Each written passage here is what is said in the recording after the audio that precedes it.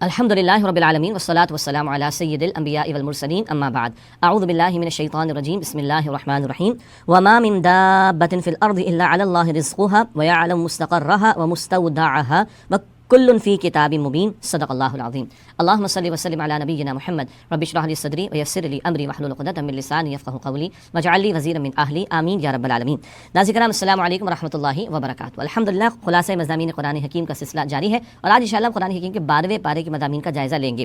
گو کہ آپ محسوس کر رہے ہیں کہ خاصا مواد ہے اور اس کو کوشش ہم کر رہے ہیں کہ کم و بیش 20 منٹ میں مکمل کر لیا جائے۔ مقصد یہ ہے کہ اہم مضامین ہمارے ذہنوں میں دماغوں میں بیٹھ جائیں اور پھر ہم کوشش کریں کہ قرآن حکیم کو ترجمے سے پڑھیں، تشریح کے ساتھ پڑھیں تو اور انشاءاللہ ہمارا ذوق و شوق بڑھتا جائے گا۔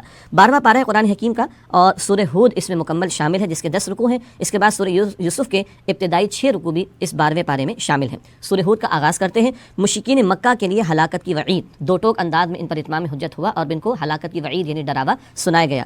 پہلا رکوع ہے آیات 1 تا 8 سورہ ہود۔ اللہ کی بندگی کرو اور اس سے بخشش مانگو۔ یہاں پر اللہ تعالیٰ نے قرآن حکیم کی دعوت کا بیان کیا ہے۔ اللہ سبحانہ وتعالیٰ نے ایسا جامع کلام عطا فرمایا کہ اس میں ابتداً چھوٹی آیات اور پھر بعد میں بڑی تفصیلی آیات عطا کی گئی ہیں۔ چھوٹی سے مراد جامع آیات، بعد میں ان کی وضاحت کی گئی ہے۔ قرآن حکیم کی بنیادی دعوت ہے کہ اللہ کی عبادت کرو اور اس سے اپنے گناہوں کی بخشش مانگو، وہ تمہیں بھرپور اجر عطا فرمائے گا۔ بتایا گیا کہ انسانوں کو اس لیے بنایا گیا کہ ان کا امتحان ہو کہ ان میں سے عمل کے اعتبار سے بہترین کون ہے۔ زندگی امتحان کے طور پر عطا کی گئی۔ اللہ یہ واضح کر دینا چاہتا ہے کون نیکی میں ہے آگے بڑھنے والا، کون بدی میں ہے آگے بڑھنے والا۔ عنقریب وہ لوگ جو تکبر سے کہتے ہیں نا کہ عذاب کیوں نہیں آتا، یہ جو مشرکین مکہ عذاب کا مطالبہ کرتے تھے، فرمایا جا رہا ہے کہ عنقریب ان پر عذاب آئے گا اور وہ آفت یعنی عذاب انہیں گھیر لے گا جس کا یہ مذاق اڑایا کرتے تھے۔ رکوع نمبر 2 ہے سورہ ہود کی آیات 9 تا 24۔ اللہ کے ہر فیصلے پر راضی رہو۔ انسانی نفسیات اور کردار کا ذکر ہے۔ بتایا گیا کہ انسان پر جب نعمت آتی ہے تو اترانے لگ جاتا ہے اور جب تکلیف آتی ہے تو انتہائی مایوس ہو کر بجھ جاتا ہے۔ یہ تو انسان وہ ہے جو ناشکرا ہوتا ہے یا ایمان سے محروم ہوتا ہے۔ صاحب ایمان ہو تو وہ نعمتوں پر شکر ادا کرتا ہے اور تکالیف پر صبر کرتا ہے، گویا اللہ کے ہر فیصلے پر وہ راضی رہنے کی کوشش کرتا ہے۔ بتایا گیا اس قرآن میں تمہیں کوئی شک ہے تو اس سے کوئی ملتی جلتی 10 صورتیں لے کر آ جاؤ۔ یہ چیلنج بعد میں اور آسان ہو۔ البقرہ میں تو کہا تھا ایک ہی صورت لے کر آ جاؤ جو کہ ممکن نہیں ہے، اور فرمایا کہ جس کو چاہو مدد کے لیے بلا لو لیکن تم پیش نہیں کر سکتے کیونکہ اللہ تعالیٰ نے اپنے علم کامل کی بنیاد پر یہ قرآن عطا فرمایا ہے۔ بتایا گیا کہ دنیا کے طلبگاروں کے لیے آخرت میں کوئی حصہ نہیں۔ طے کرنا چاہیے کہ ہمیں دنیا بنانی ہے، آخرت جو بنانا چاہیں اللہ تعالیٰ نے چوائس تو دیا ہے۔ دنیا بن گئی قارون کی بھی، فرعون کی بھی، تمہاری بھی بن جائے گی، لیکن آخرت میں پھر کوئی حصہ نہیں ہوگا۔ بتایا گیا کہ جو لوگ اللہ تعالیٰ کی اطاعت سے روکتے ہیں اور اللہ تعالیٰ کے احکامات پر اعتراض کرتے ہیں ان کے لیے بدترین عذاب ہوگا۔ اس کے برعکس ایمان لانے والے، نیکیاں کرنے والے شاندار بدلہ پائیں گے۔ اللہ ایسے ہی لوگوں میں ہم سب کو شامل فرمائے۔ تیسرا رکوع ہے آیات 25 تا 35۔ قوم نوح کی ہٹ دھرمی کا بیان۔ نوح علیہ السلام کا قصہ بیان ہو رہا ہے، پہلے بھی ذکر آ چکا ہے سورۃ الاعراف میں، اور اس مقام پر آپ کی قوم کی ہٹ دھرمی کا تذکرہ ہے۔ آپ نے قوم کو ایک اللہ وحدہ لا شریک کی عبادت کی دعوت دی، شرک سے روکا، لیکن قوم نے آپ کے رسالت کے دعوے کو معاذ اللہ جھوٹا قرار دیا اور یہ الزام تراشی کی، معاذ اللہ بلکہ بد کلامی کی کہ قوم کے کمتر اور گھٹیا لوگ ہیں جنہوں نے تمہاری بات کو مانا۔ استغفر اللہ۔ ہر دور کے متکبر لوگ اسی طرح وہ صاحب ایمان جو مالی اعتبار سے کمزور ہوتے ہیں ان کا تکبر کے انداز میں اسی طرح مذاق اڑاتے معاذ اللہ۔ حضرت نوح علیہ السلام نے فرمایا کہ دیکھو میں نے تمہارے درمیان ایک پاکیزہ زندگی بسر کی ہے، میری زندگی تمہارے سامنے واضح ہے، میں حق کے دلائل تمہارے سامنے پیش کر رہا ہوں، میرا کردار اس بات کی گواہی پیش کر رہا ہے، اللہ نے مجھے چنا ہے، اللہ نے مجھے وحی عطا فرمائی ہے، اور دیکھو میں تم سے تبلیغ پر اجر بھی نہیں مانگتا، میں تو بے لوث تمہارے سامنے دعوت حق پیش کر رہا ہوں، اور تمہارے کہنے سے یہ جو اللہ کے نیک بندے ہیں جو درویش قسم کے لوگ ہیں ان سے اپنے آپ کو دور نہیں کروں گا، تمہارے مخالفت کرنے کے رویے کی بنیاد پر میں ان کو اپنے سے دور نہیں کر سکتا۔ پھر حضرت نوح علیہ السلام نے وعدے کیا جو عام طور پر لوگ تقاضا کرتے تھے کہ ایسا کر کے دکھا دے، ویسا کر کے دکھا دیں۔ پیغمبر فرما رہے ہیں کہ دیکھو میں نے یہ نہیں کہا کہ میں فرشتہ ہوں، نہ میرے پاس کوئی غیب کی باتیں جاننے کا معاملہ ہے، یعنی میرے پاس غیب کے خزانے نہیں، میں تو اللہ کی وحی کے ذریعے تمہیں بات بتاتا ہوں اور اللہ تعالیٰ نے مجھے چن لیا ہے رسالت کے لیے۔ قوم نے بہرحال ان کی دعوت کو جھٹلایا اور پھر عذاب کا مطالبہ کرنے لگی۔ اگلا رکوع ہے رکوع نمبر 4 آیات 36 تا 49۔ مجرم اولاد کا نیک والد سے کوئی تعلق نہیں، یہ ذکر ابھی آگے آئے گا۔ قوم کو اللہ سبحانہ تعالیٰ کے حکم سے نوح علیہ السلام دعوت دیتے رہے مگر قوم اڑی رہی اور قوم نے نوح علیہ السلام کی دعوت کو قبول نہیں کیا، تو اللہ تعالیٰ نے مطلع فرما دیا کہ اب آپ کی قوم میں سے کوئی فرد ایمان نہیں لائے گا، ان پر عذاب نازل ہوگا، آپ ایک کشتی تیار کیجئے۔ قوم مذاق اڑانے لگی، یہ خشکی میں کشتی بنانے کا کیا فائدہ، یہ دنیا پرست لوگ دنیا کے ظاہر کے معاملات کو دیکھ رہے تھے، نوح علیہ السلام اللہ کے حکم کے پابند جو پوری کائنات کا ہر بات کا علم رکھنے والا اور جاننے والا ہے، اللہ کے حکم سے کشتی تیار کی، اللہ کی طرف سے عذاب کا فیصلہ آیا، آسمان سے بارش نازل ہونا شروع ہوئی، زمین سے بھی پانی ابلنے لگا۔ حضرت نوح علیہ السلام نے تمام ایمان والوں کو اور ہر مخلوق کے ایک ایک جوڑے کو کشتی میں سوار کر لیا. پانی کی مقدار بڑھتی رہی یہاں تک کہ اس نے طوفان کی شکل اختیار کر لی اور جس سے پہاڑ جیسی بلند موجیں پیدا ہو گئیں. کشتی میں سوار ہونے والے محفوظ رہے اور باقی پوری قوم جو ہے وہ غرق کر دی گئی جو کہ نافرمانوں پر مشتمل تھی. ان نافرمانوں میں نوح علیہ السلام کا ایک بیٹا بھی تھا جو کفر ہی پر اڑا رہا, نافرمانی ہی کرتا رہا. اس نے کشتی میں آنے سے انکار کر دیا اور کفار کے ساتھ غرق ہوا. نوح علیہ السلام نے اللہ کے حضور دعا کی کہ اللہ میرے بیٹے کو بچا لے. اللہ نے جواب دیا کہ اس کا تم سے کوئی تعلق نہیں. اللہ اکبر. پیغمبر کا بیٹا ہے مگر ایمان کی دولت نہیں ہے, پیغمبر کے مشن میں ساتھ نہیں ہے, پیغمبر کی بات قبول نہیں کر رہا, تو پیغمبر کا بیٹا ہونا یہ اس کو اللہ کے عذاب سے بچا نہیں سکتا. یہ بہت اہم نقطہ, بہت اہم نقطہ. اللہ کے ہاں نجات کے لیے محض خونی رشتے کافی نہیں ہیں, ایمان کا رشتہ ہونا, ایمان کی دولت کا ہونا یہ سب سے اولین شرط ہے. اس کے بعد رکو نمبر 5 ہے آیات 50 تا 60, حق کو جھٹلانے کا برا انجام.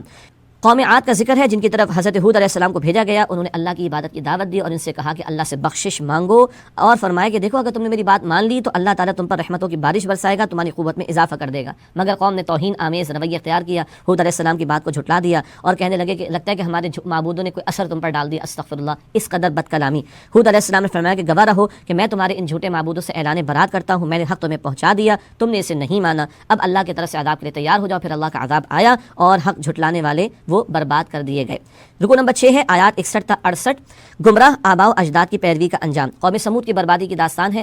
حضرت صالح علیہ السلام نے اس قوم کو توحید کی دعوت دی اور جھوٹے معبودوں کو چھوڑنے سے کہا کہ چھوڑ دو ان کو, ان کی بندگی نہ کرو, لیکن ان لوگوں نے جھوٹے معبودوں کو چھوڑنے سے انکار کیا. اللہ تعالیٰ نے قدرت کی نشانی, اپنی قدرت کی نشانی کے طور پر موزے کے طور پر ایک اونٹنی عطا فرمائی جو ایک پہاڑ سے برآمد کی گئی اور بتایا گیا کہ بری نیت سے اس کو ہاتھ نہ لگانا. ان لوگوں نے اونٹنی کو ہلاک کر دیا. 3 دن کے بعد قوم پر عذاب آیا اور زلزلے سے پوری قوم ہلاک کر دی گئی. اللہ تعالیٰ نے صالح علیہ السلام کو اور اہل ایمان کو محفوظ رکھا. یہ واقعات جا بجا قرآن میں آئے, سورہ اعراف میں بھی ہیں یا سورہ ہود میں بھی ہم پڑھ رہے ہیں. رکو نمبر 7 ہے آیات 69 تا 83, ہم جنس پرستی کی عبرت ناک سزا. یہ ذکر ابھی آگے آئے گا. لوط علیہ السلام کی قوم اس گندگی کے عمل میں مبتلا ہوئی تھی.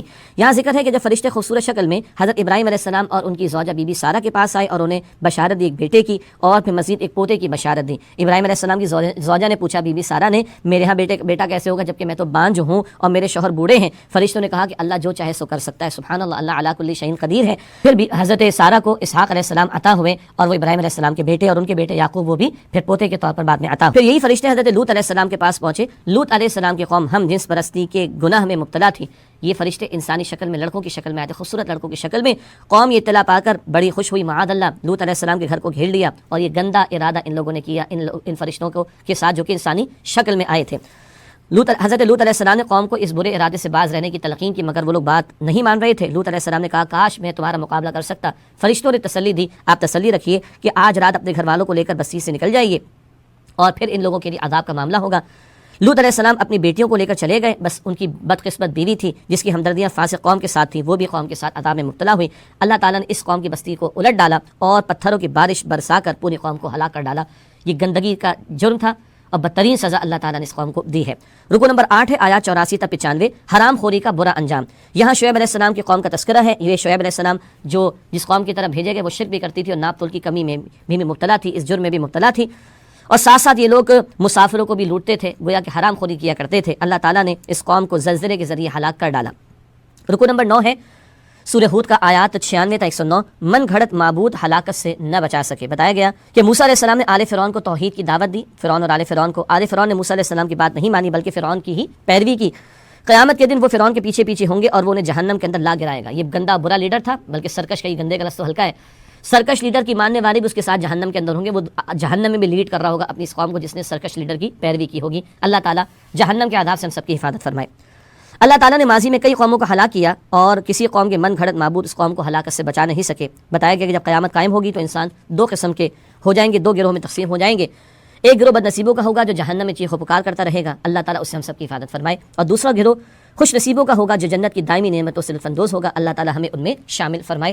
اللہم انا نسألک جنت الفردوس, اے اللہ ہم تجھ سے جنت الفردوس کا سوال کرتے ہیں. اس کے بعد 10واں اور آخری رکوع ہے سورہ ہود کا, آیات 110 تا 123, عذاب سے کون لوگ بچ جاتے ہیں بتایا گیا اس مقام پر 10ویں رکوع میں کہ اہل ایمان وہ حق پر قائم رہیں اور باطل کے ساتھ کسی قسم کا سمجھوتا نہ کریں, نماز قائم کریں, نیکیوں میں آگے بڑھنے کی کوشش کریں, بے شک نیکیاں برائیوں کو مٹا دیتی ہیں.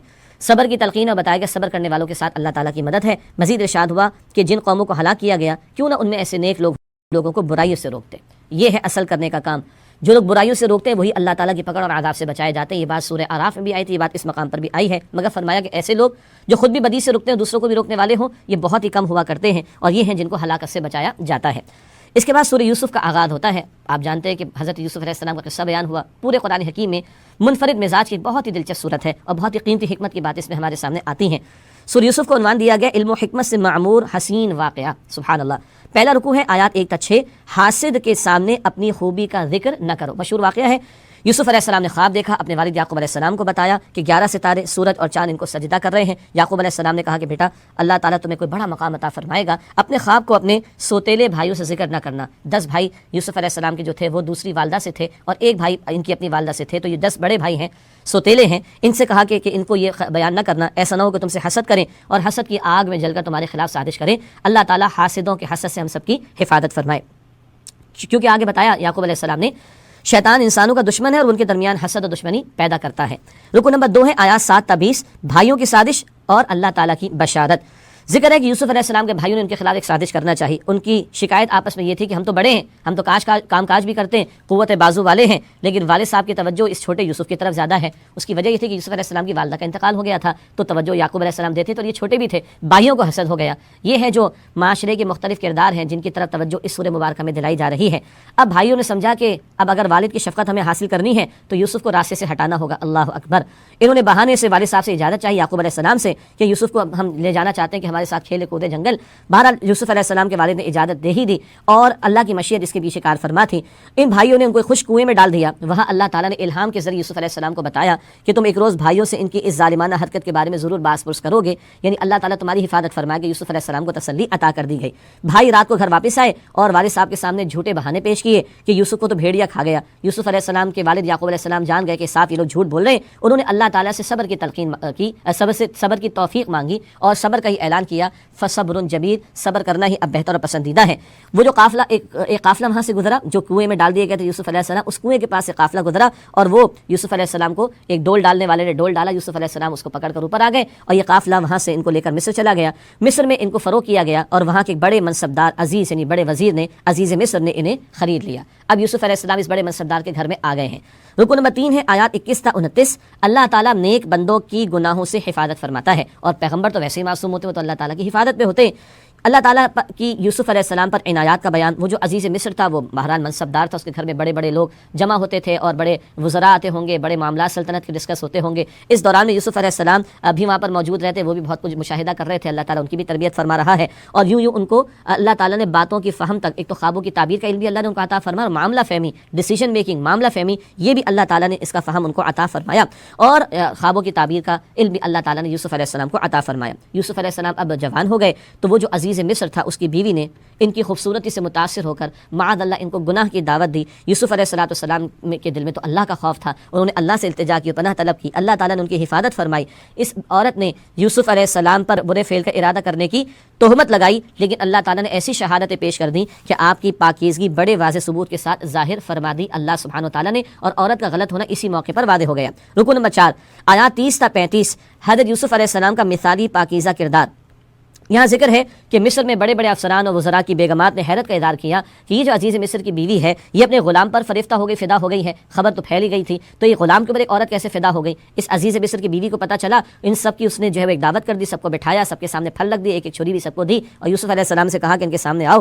جب ان سب نے یوسف علیہ السلام کو دیکھا تو حیران رہ گئیں اور کہنے لگیں یہ تو کوئی فرشتہ ہے، اور جان بوجھ کر ان عورتوں نے اپنے ہاتھوں کو کاٹ کر حضرت یوسف علیہ السلام کو اپنی طرف متوجہ کرنا چاہا۔ یوسف علیہ السلام تو اللہ کے پیغمبر، اللہ سبحانہ تعالیٰ کے حضور دعا کر رہے ہیں کہ اللہ یہ تو مجھے گناہ کی طرف مائل کر رہی ہیں، اگر تو نے میری حفاظت نہ کی تو میں ان کی طرف مائل ہو کر ناکام ہو جاؤں گا۔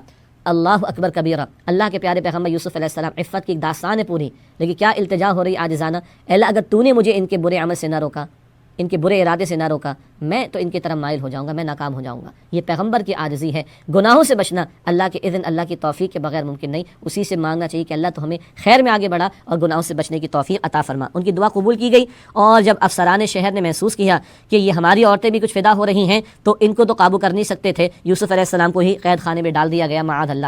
یہ تو اللہ تعالیٰ کے پیغمبروں کے ساتھ بھی ہوا، اللہ کے نیک بندوں کے ساتھ یہ ظلم و ستم کے معاملات تو تاریخ بھری ہوئی اس سے۔ رکو نمبر 5 آیات 36 تا 42. قید خانے میں یوسف علیہ السلام کا پر حکمت واس. اللہ کے پیغمبر ہے نا، تو کوئی موقع بھی دعوت کا پیش آئے تو اس کو استعمال کرتے ہیں. یہاں پر ان کا ذکر ہے کہ 2 نوجوان قیدی تھے جن کے سچے خوابوں کا ذکر آیا. ان میں سے ایک ساقی تھا جو بادشاہ کو شراب پلانے کی خدمت انجام دیتا تھا، بادشاہ تو کفر پر ہوگا، اور دوسرا شاہی باورچی تھا. الزام تھا کہ دونوں میں سے کسی ایک نے بادشاہ کو زہر دینے کی کوشش کی.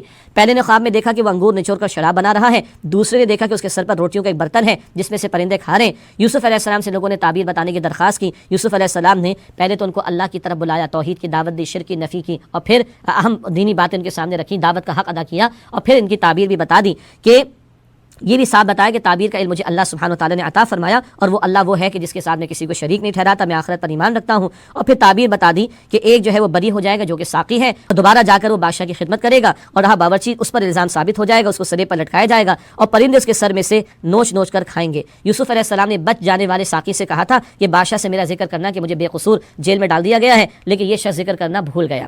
رکو نمبر 6 ہے آیات 43 تا 49. حضرت یوسف علیہ السلام کی اعلیٰ ظرفی. اس رکوع میں بادشاہ کے خواب کا ذکر ہے. بادشاہ نے دیکھا کہ 7 موٹی گائیں ہیں جنہیں 7 دبلی پتلی گائیں کھا رہی ہیں. اناج کی 7 پھلیاں سبز ہیں اور 7 جو ہیں وہ خشک ہیں. عجیب خواب ہے جس کی تعبیر کوئی بادشاہ کو بتانے والا نہیں تھا. یہ جو ساقی تھا برسوں کے بعد یاد آیا کہ اچھا چلو میں یوسف سے جا کر پوچھتا ہوں. یوسف علیہ السلام کے پاس آئے، سیدھا کر کہتے ہیں ایسا ایسا خواب تعبیر بتا دو، کوئی معافی تلافی نہیں. یوسف علیہ السلام نے کوئی غصہ نہیں کیا اور کوئی شکایت نہیں کی، بلکہ خواب کی تعبیر بھی بتا دی، اور اس میں جو مشکل آنے والی تھی اس کا حل بھی بتا دیا کہ 7 سال خوشحالی کے آئیں گے جس میں کثرت سے پیداوار ہوگی. ان سالوں میں اناج کے دانے پھلیوں سے صرف اس قدر نکالے جائیں جو خوراک کے لیے ضروری ہوں، باقیوں کو محفوظ رکھا جائے. اس کے بعد 7 خشک سالی کے سال آئیں گے، اور پھلیوں میں محفوظ دانے استعمال کر لیے جائیں جو کہ سٹور کیے گئے ہوں گے، اور کچھ چھوڑ دیے جائیں تاکہ آئندہ بیج کے طور پر استعمال کیے جا سکیں. پھر 1 سال آئے گا جس میں خوب بارش ہوگی اور بڑی پیداوار ہوگی. یوسف علیہ السلام نے تعبیر بھی بتائی، مسئلے کا حل بھی بتایا، اور حل کے لیے تفصیلی ہدایات بھی عطا فرما دی. یہاں پر یہ پارہ نمبر 12 کا بیان مکمل ہوتا ہے. قصہ تو بڑا دلچسپ ہے، آئندہ اس کو جاری رکھیں گے انشاءاللہ تعالی. اللہ تعالی ہمیں دین کے تقاضوں پر عمل کرنے کی توفیق عطا فرمائے. وآخر دعوانا الحمدللہ رب العالمین. والسلام علیکم ورحمۃ اللہ وبرکاتہ.